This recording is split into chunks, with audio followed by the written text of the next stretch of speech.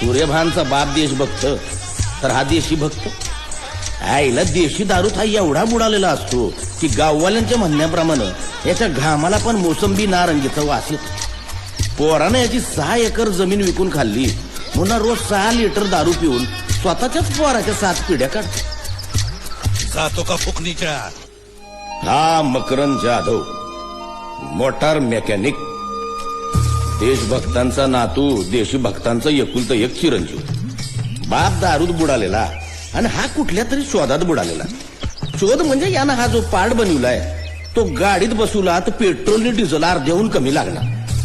पण याला हेच समजना, असा जर पाठ तयार झाला आणि पेट्रोल डिझेल वाल्यानं कळलं त्याला घरादारासकट उभा जाळणार नाहीत का. गप्पे गप्पे हा किसना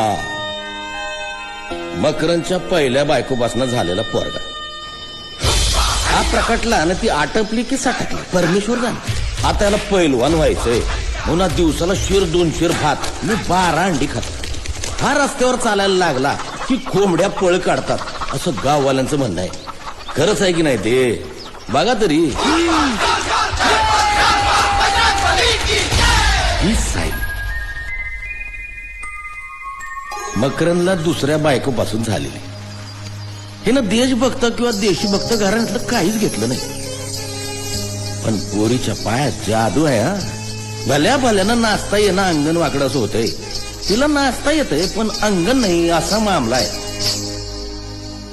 ही मकरंदची दुसरी बायको सुमती. मकरंदचा दुबार पेरा म्हणजे गरीब गाय आहे. दत्ताच्या फोटोत असते तशी. सासरा गॅलन भर दारू पिणार, नवरा भिकेचे डोहाळे लागल्यागत फिरणार, पोरग दिसलं की खात राहणार, पोरगी नाचत राहणार आणि ही दिसभर नुसती चूल फुकणार.